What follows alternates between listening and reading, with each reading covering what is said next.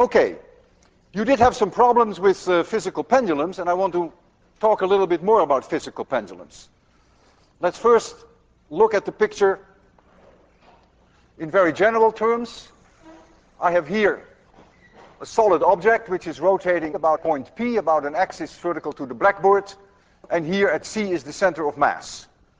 The object has a mass m, and so there is here a force mg, and let the separation be here b. I'm going to offset it over an angle theta, and I'm going to oscillate it. Clearly there has to be a force at the pin. If there were no force at the pin, this object would be accelerated down with acceleration g, and that's not what's going to happen. But I don't care about that force, because I'm going to take the torque about point P. Remember when we had a spring, just a one-dimensional case, we had F equals ma, and that for the spring became minus kx, and the minus sign indicates that it's a restoring force. So we now get something very similar. In rotation, force becomes torque, mass becomes moment of inertia, and acceleration becomes angular acceleration. So now we have minus r cross f. And the minus sign indicates that it is restoring. So if I take the torque relative to point P, then I have, this is the position vector which has magnitude b, the force is mg, and I have to multiply by the sine of theta. So I have b times mg times the sine of theta, and that now equals minus, I can bring the minus here, minus the moment of inertia about point P times alpha, and alpha is the angular acceleration, which is theta double dot.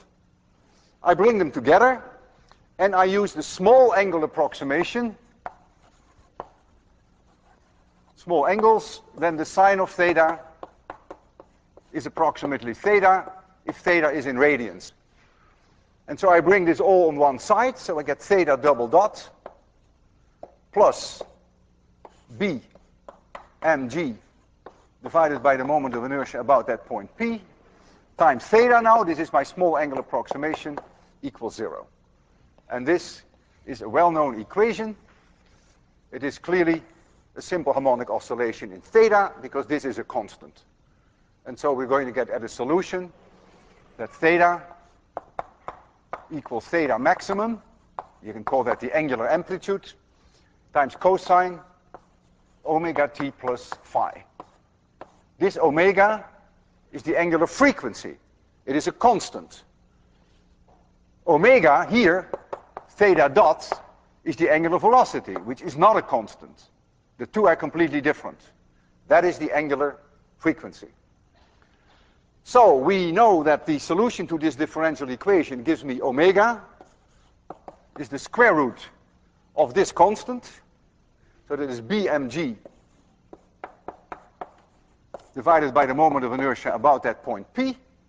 And so the period of oscillation is 2 pi divided by omega, and so that is 2 pi times the square root of I relative to point P divided by b mg. And let's hang on to this for a large part of this lecture, because I'm going to apply this to various geometries. Make sure that I have it correct. Yes, I do. This is independent of the mass of the object. Even though you say there is an m here, you will see that in all cases, when we calculate the moment of inertia about point P, that there is always a mass up here, so the mass will disappear, as you will see very shortly. I have 4 objects here, and they all have different moments of inertia. They're all going to rotate about an axis perpendicular to the blackboard, so to speak, and we're going to massage each one of them to predict their periods. Let's first go to the rod. So we first do the rod. We have the rod here. This is point P, and here is the center of the rod. The rod has mass m, and it has length L.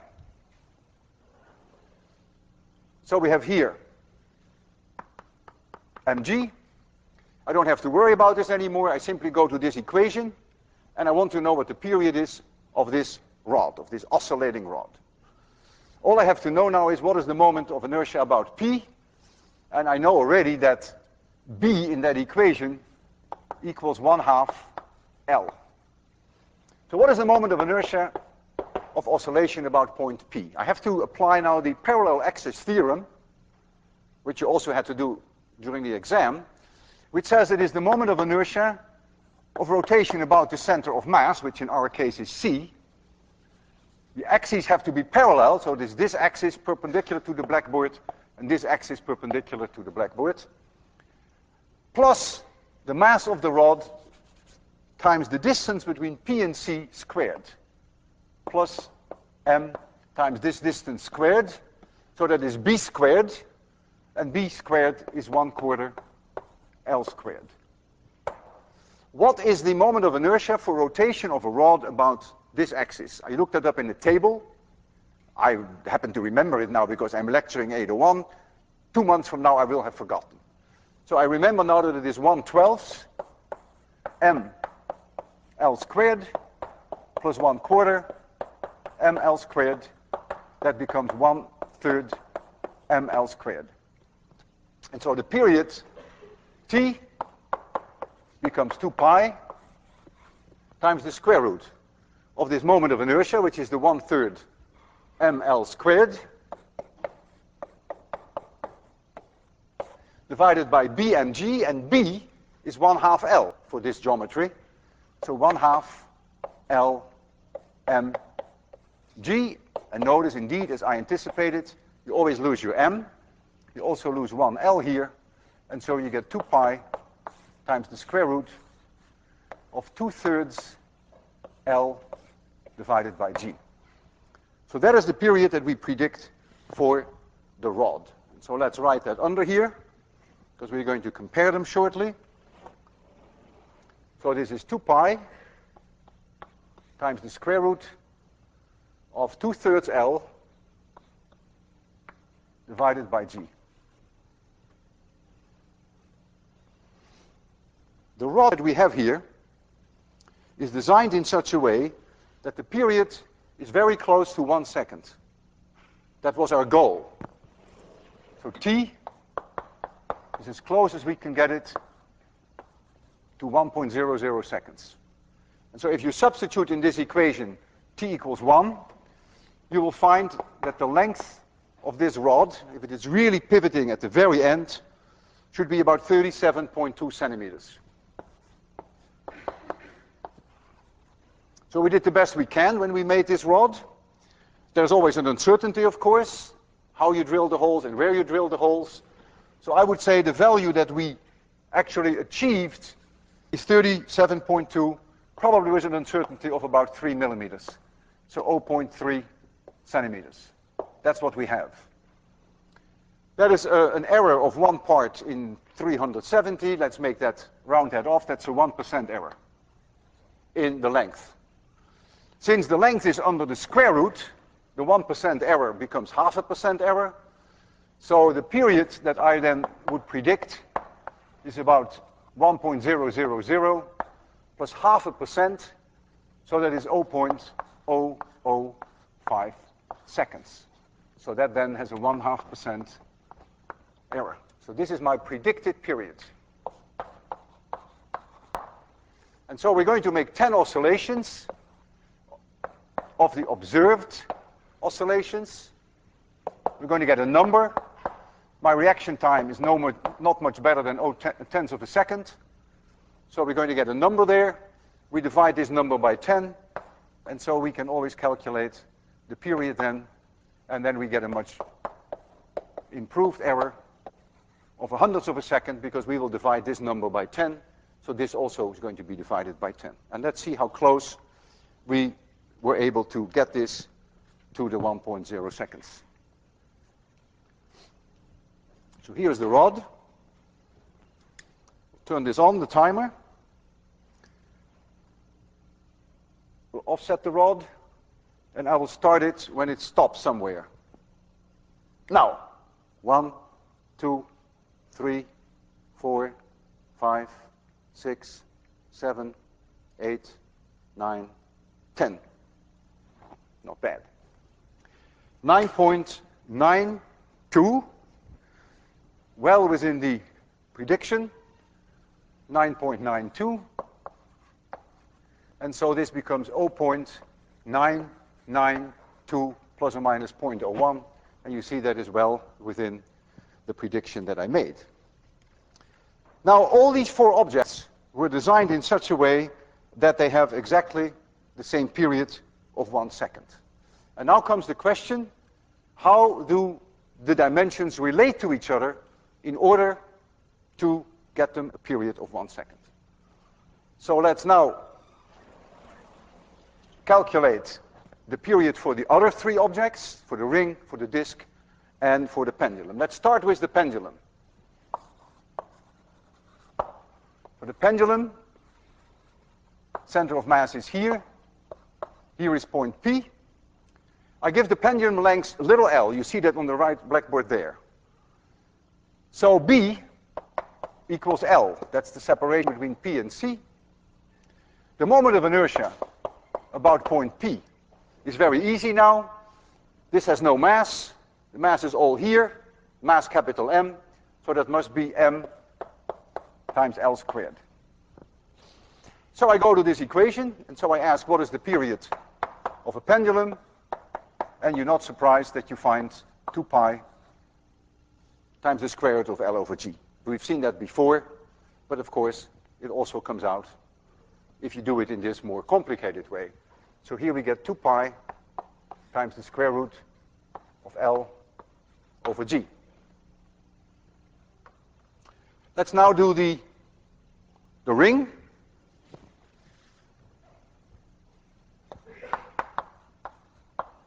This is the ring.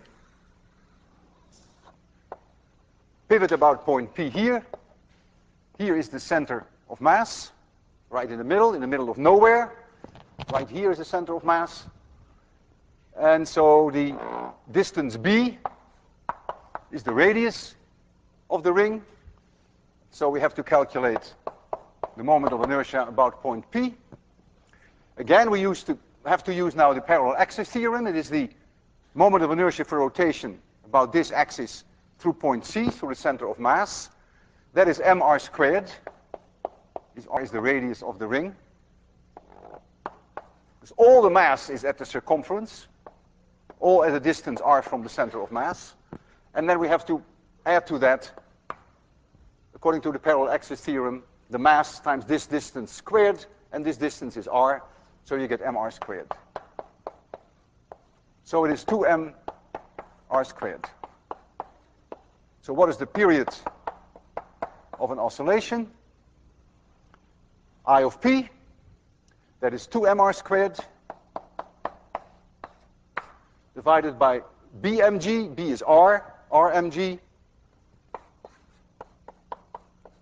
I lose one r, I lose an m, and we've seen this before. I derived this in lecture number 21.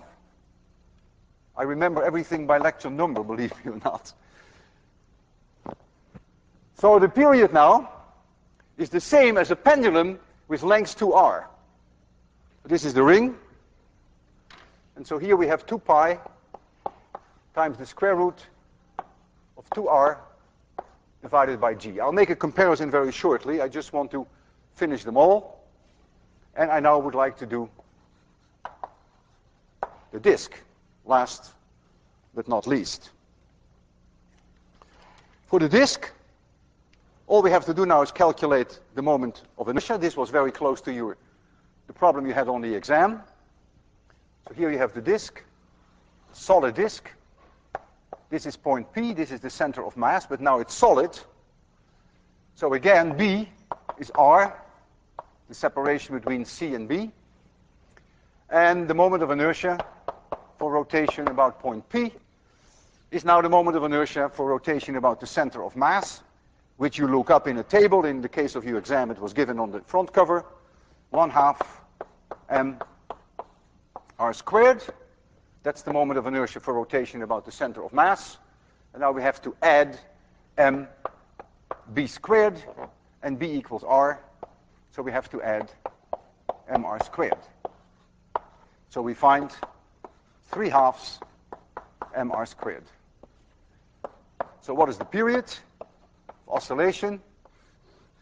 2 pi times 3/2 mr squared divided by bmg. B is r, mg, and that equals 2 pi times the square root. I lose my m as always, I lose an r. I get here 3/2 r divided by g. And so let's write that down here. So we have 2 pi times the square root of 3/2 r divided by g. So we have them all 4 there, and so we can now make a meaningful comparison. We want the periods to be the same. So we can hang on to those numbers, so we don't need this anymore. We want the periods to be the same. We already have established that the period of the rod is close to the 1 second, so we're not going to measure them anymore. We just want to compare them, whether indeed they have the same period of oscillation by making them oscillate in unison. But we want to know what the relative ratios are of these dimensions the way we designed it. So let's first go to the rod then, make the comparison between the rod and the pendulum. So if you look at the rod, and we use the pendulum as our standard, which length little l, then you see the period will be the same if 1.5 r is little l. Oh, sorry, the rod. If 2/3 capital L is little l. So for the rod, 2/3 L equals little l, so capital L is 1.5 L. It has to be exactly 1.5 times the length of the pendulum. So this length has to be exactly 1.5 times this length to the center of mass, which is the center of that billiard ball. And that's what we tried to the best we could. So let's now go to the ring. For the ring, to have the same period, 1 second, 2r has to be the same as the length of the pendulum. So 2r equals L. So we can put in here, for L, this has to be 1.5 times L. And here, this now, which is 2r, has to be L. Very non-intuitive that this length here is the same as the diameter of the ring. Not at all obvious. And so now we go for the disk. So now we require that 3/2 r, 1.5 r, we want that to be L. So we want r to be 2L divided by 3. So we want the diameter, 2r, to be 4L divided by 3. And when you look at the disk, it's hard to see that it is exactly 4/3, but you can see that it is longer than the pendulum. It should be 1/3 longer, but it is not as long as the rod, because the rod is 1.5 times the length of the pendulum. And so we can now complete that picture, and we have now that the diameter here, 2r, is now 4/3 times L. And so what we can do now, we can play with them, we can oscillate them simultaneously and just see how well they track each other. There's no sense in giving you the dimensions. The rod was 37.2 centimeters. Let me write that down, because we calculated that. So this was 37.2 centimeters. And I think that translates into, for the pendulum, 24.8 centimeters. But for the others, I leave it up to you to calculate the dimensions. Yes, 24.8 is correct. So, timing is not useful anymore. Let's just see how these two go together. We offset them, and we let them go.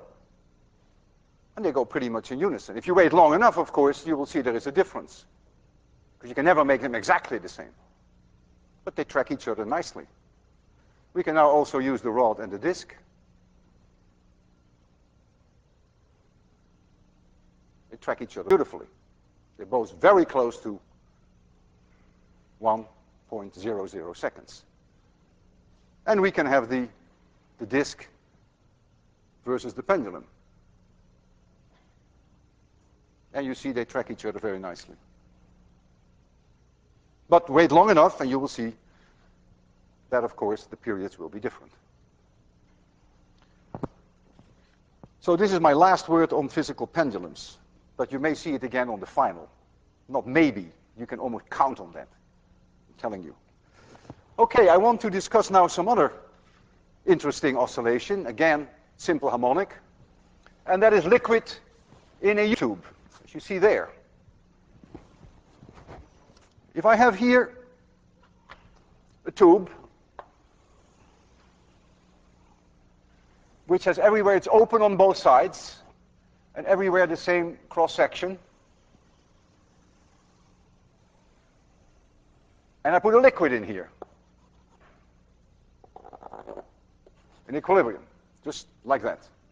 And the liquid has mass m, it had density rho, the area of the tube is A, and the length of the liquid is L. So this is L. I'm going to offset it, the liquid, and I want it to see oscillate. And I want to see whether I can calculate the period of the oscillation. The total mass of the liquid that I have, the total mass, is the volume, which is the area times the length times rho. I'm going to offset it so that this is higher over a distance y. So this then is lower over a distance y. So this distance is also y. Same as that. So the liquid now is here, and then I release it, and it will start to oscillate. Well, when it starts to oscillate, there comes a time that the liquid, the whole liquid is going to slosh back and forth. And so everywhere in the tube, the velocity at any moment in time will be the same because the cross-section is not changing. It's the same everywhere. So if there's a certain velocity here, v, then it's the same as the velocity here, as the velocity there, as the velocity there. And that, of course, is y dot. That's the first derivative of that position here. I'm going to write down the conservation of total energy, mechanical energy. I assume that there is no energy loss, although there probably is some. Friction inside the liquid will probably generate some heat, and that will cause some damping. You will see that when we do the experiment. For now, I will assume that that's not the case. So what now is then the total energy of the system? That is the sum of the kinetic energy plus the potential energy. And if we assume that that's constant, we will be able to find the period of the oscillation very shortly, as you will see. The kinetic energy of the liquid is easy. That is 1/2 m times the velocity squared. And the velocity, we agreed, is y dot squared. Now the potential energy. I call the potential energy here, I call that U equals 0. When the liquid is standing here and the liquid is standing here, I call that potential energy 0. The mass that is now above this level here, I call that delta m. And delta m is the area times y times rho. This is how much mass there is here. It was taken away from here and put here. How much work do you have to do to take this liquid and put it there? Well, that's the same when you take this liquid and put it here. And when you bring this liquid, which was there, here, then you have moved it up over a distance y. And so the gravitational potential energy increases by delta m, this is the amount of mass here, times g, times h, and h is y. mgh, remember, that's the increase in potential energy. And so I move an amount of mass, which is delta m. I move it over a distance y. I bring it here, but that makes no difference, of course. And so this is the total energy, and this is now a constant. So I'm going to substitute in there the a, l, and rho, so I get 1/2 a, l, rho velocity squared plus a, rho, g, and I get a y squared equals a constant, because I have a y here and I have a y there. We've done this before. This is the conservation of energy, and in order to find the period of the simple harmonic oscillation, we take the time derivative. By the way, before we do that, this was delta m, and this is an a, right? Yeah, a, rho, yeah, that's it. So we lose a, we lose rho, and we continue with what we have. And so we're going to take the derivative versus time of this equation. That gives me 1/2 L. The 2 pops out, and the 2 becomes a 1. So I get 2 y dot. Then I apply the chain rule, so I get y double dot. Here I get plus g. The 2 pops out, becomes 2y, and then I get the chain rule y dot, and that equals 0. I lose my y dot because I have y dot in both terms. This 2 eats up this 2. And so I find that y double dot plus 2g divided by L times y equals 0. And that was my goal, because this is clearly a simple harmonic oscillation, because this is a constant. And it will oscillate in the following way. Y equals y max times the cosine of omega t plus phi, and this is the angular frequency, which is directly related to the period. Omega, angular frequency, equals the square root of 2g over L, and so the period will be 2 pi times the square root of L over 2g. So this is the period for a oscillating liquid. Notice that it is the period that you would have obtained from a pendulum if the length of the pendulum were L over 2. Not at all obvious, not at all intuitive. You see our setup here. I have to know what L is, and that is not so easy. Because of this radius here, if I measure L on the outside, it's substantially larger than on the inside. You may not think it's a big difference, but it's huge. It's a 9-centimeter difference between the outside and the inside. If I take the average value between the two, if I take the average, I find 72 centimeters, and I could be off by 1.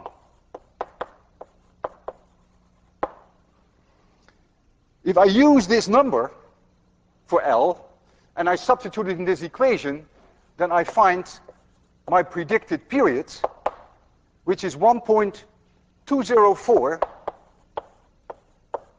and because of this error that I have of 1, that would give me an uncertainty of about 0.01 seconds. However, before we start measuring it, and I will do 10 oscillations to get a reasonable, accurate result, I want to warn you. I make a prediction that the period that we will measure will probably be larger than this. And I can think of 2 reasons. First is that the damping of this liquid will be huge. You will see how quickly it damps. In the past, we have never taken damping into account, and we won't do that in 801. But the damping has the effect on making the period longer. We've always ignored that, and in most of the demonstrations that we did, like just now, that was acceptable. It may not be acceptable for the liquid. But now there is a second point that I want you to think about. Is it correct that I take the average length, namely the average value between the outer length and the inner length? I don't think it is. I want you to think about why that is not correct. Look carefully where that L comes into my differential equation, and you will probably come up with the right answer. And I claim that the actual L that we should have taken is a little bit larger. I don't know how much larger, but it's a little bit larger. And so that will also make the observed period become larger than the predicted one.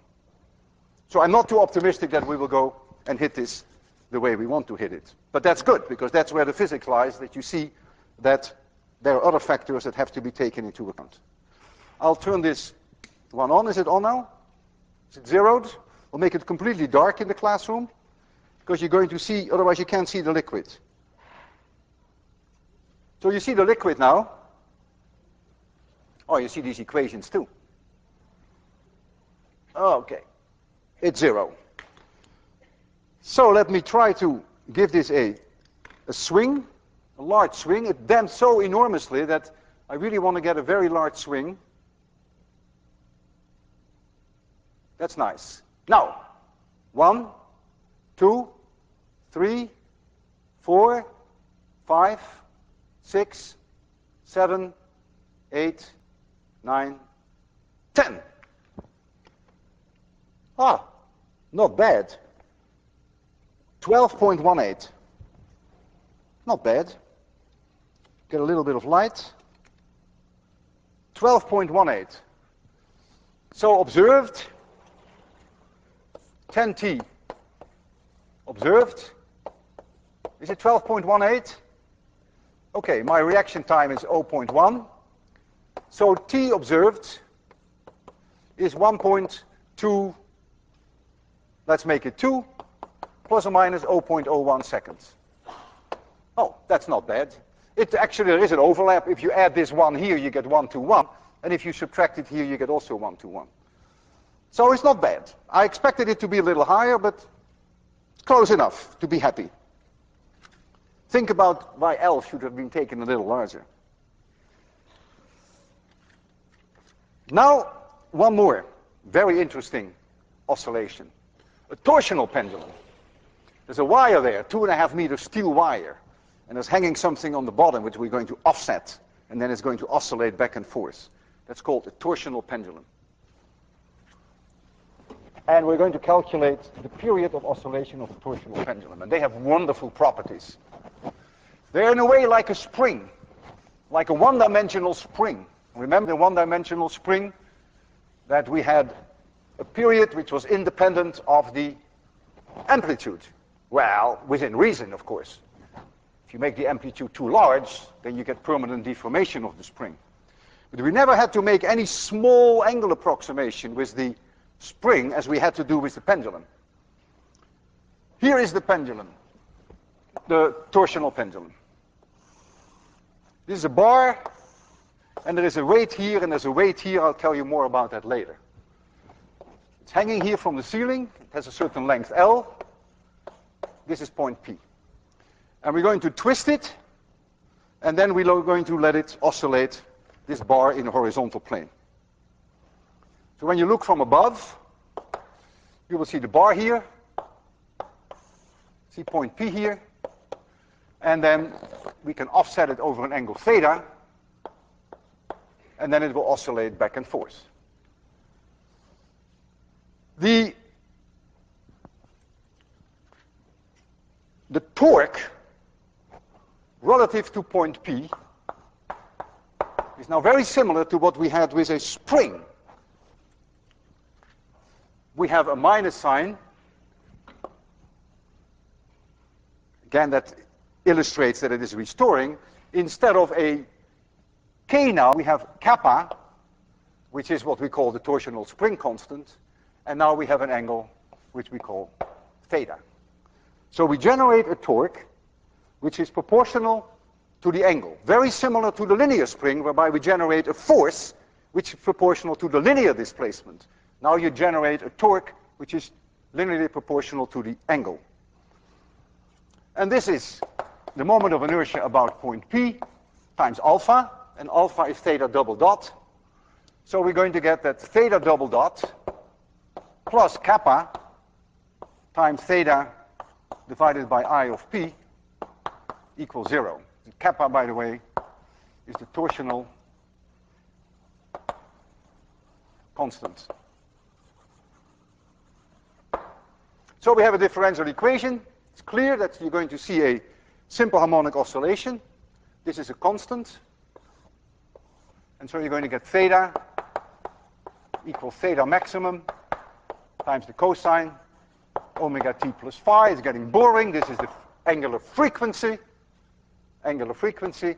And angular frequency is the square root of kappa divided by the moment of inertia about point p. And therefore the period, which is 2 pi divided by omega, equals 2 pi times the square root moment of inertia about point p divided by kappa. Well, how about kappa? Kappa is a function of the cross-sectional area here, A, and the length L. And it's also a function of what kind of material you have. Whether you have steel or nylon makes a big difference. That's very intuitive, of course. Remember that in an earlier lecture, when we stressed a wire to the point that it was breaking, we dealt with Young's modulus. We had a wire, and we had a mass hanging at the end of the wire. And we discussed the vertical oscillation. We could stress it and let it go. And then we would get an oscillation like a spring. And that spring constant that we found then was Young's modulus times the cross-sectional area here divided by the length. And that was kind of pleasing.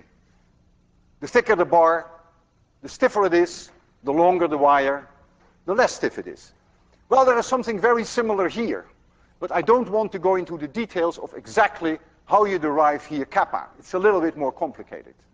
But indeed, the same is true if you make the wire thicker, then kappa will go up. And if you make the wire longer, kappa will go down.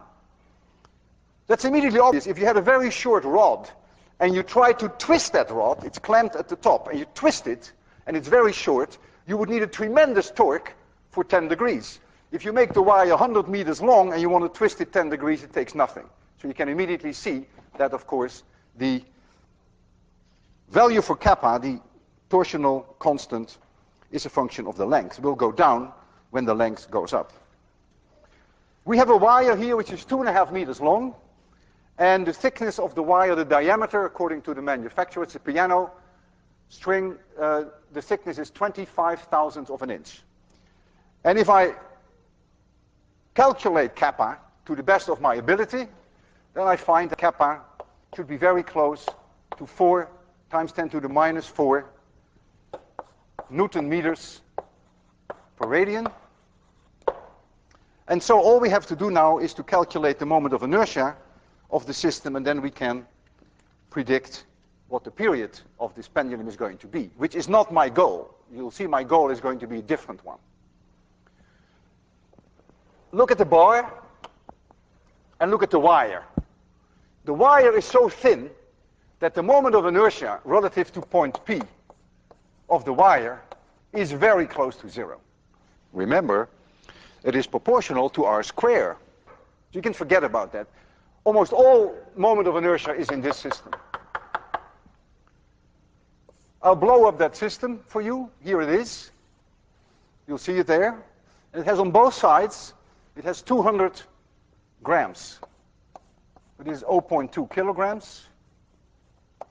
And it has here 0.2 kilograms. And this mass is almost negligible.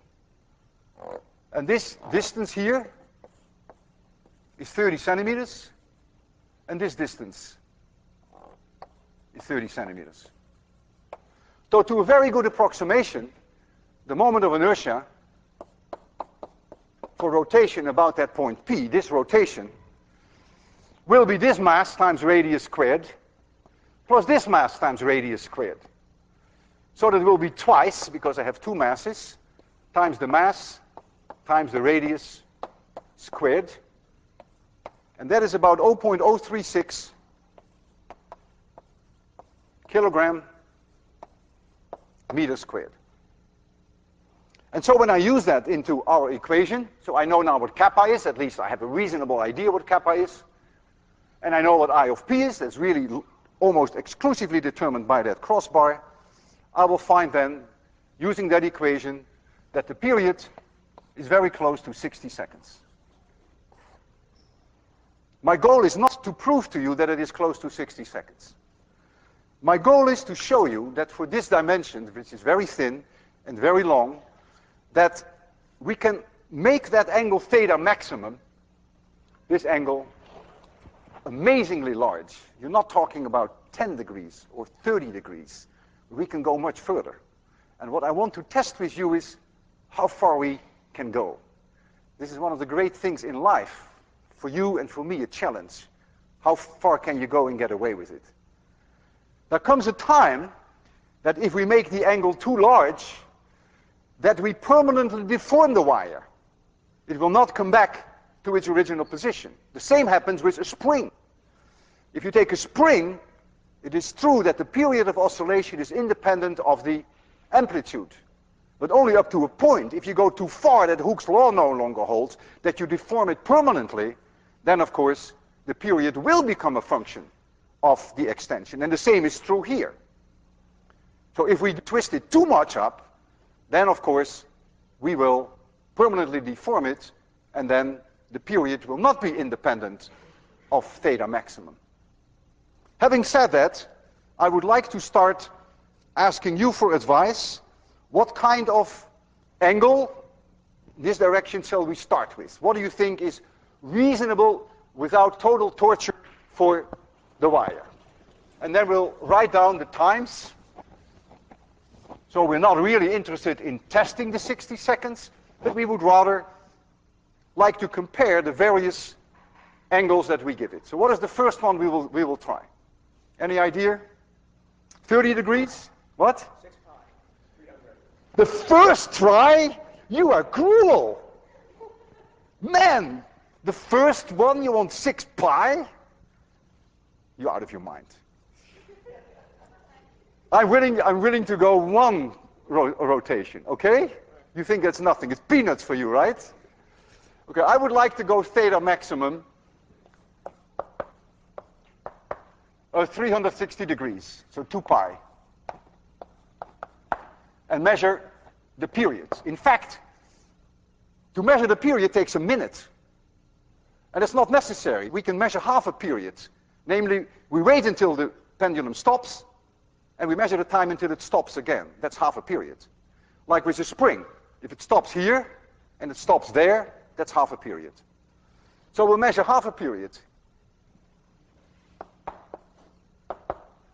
Now, I don't know what my reaction time is going to be. It may be not a tenth of a second, because the moment that it stops is not so well defined, you will see.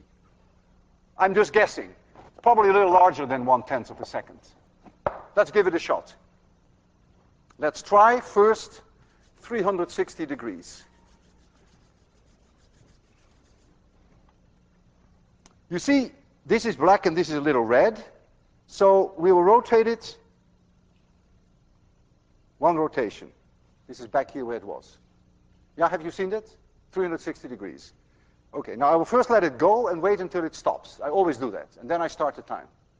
And then when it stops again, I'll stop the time, and then we have half a period. So let's first do its own thing. Very slowly, very gently. It should take roughly 30 seconds for half a rotation. So you'll see now that it's now at equilibrium again, because we wound up one rotation, and so back to equilibrium. And now it's going to stop very shortly. And when it stops, I want to start the timer. Now! Okay, so now it goes back. And we'll wait until it stops again. That gives us half a period.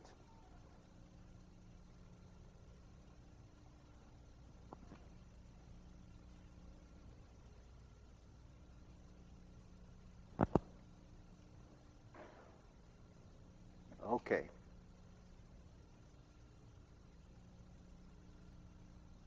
Now, 28.75.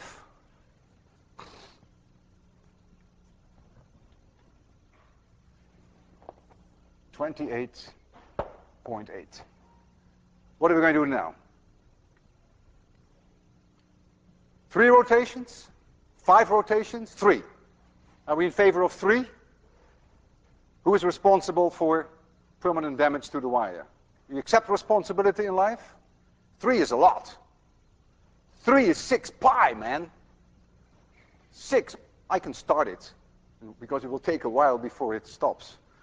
3 rotations. First, we have to be sure that it is more or less back at equilibrium, which is always a difficult thing, because it's so slow.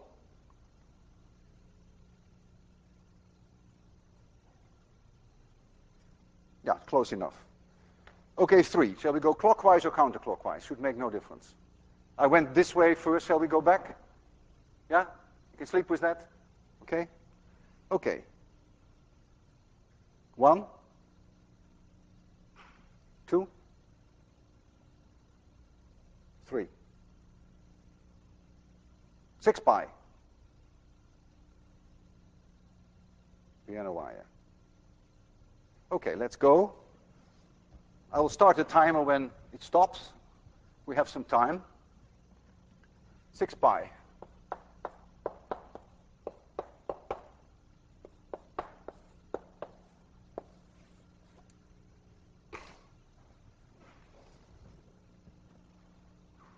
If we rotate it 3 times, then it will rotate 6 times back before it stops. I hope you realize that.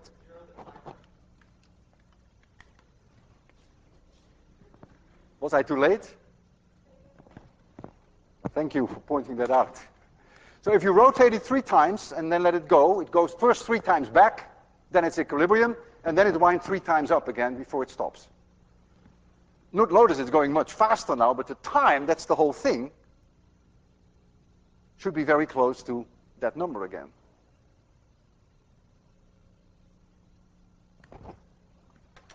.5. Ooh, not bad. Shall we now go all the way? What do you want to do now? Break the wire or 10 rotations? You'd love to see that, right? It will go like mad, 10 rotations. Isn't it amazing how much faster it goes? Still 30 seconds. Must make sure that I have my equilibrium. This is not equilibrium. I know it's somewhere here. No, that wasn't equilibrium. I think this is it. Okay. 10, right? Ready? 1, 2, 3, 4, 5, 6, 7, 8, 9, 10. Poor wire. We'll let it go, and we'll see what happens. When it stops, I'll start the time. Excuse me? Thank you. Thank you for pointing that out. Look how fast it's going. I mean, it's really going wacko. It has to do all that in 30 seconds.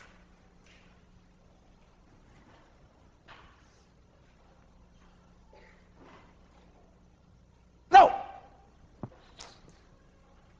So now it has to go back to its stopping. It has to make 20 rotations now. 20 rotations in 30 seconds. 10 back to equilibrium, and then 10 to come to a halt. This is going to be your Thanksgiving farewell demonstration.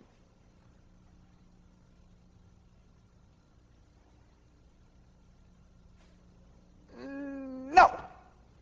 29.2. Fantastic. Okay, have a good Thanksgiving.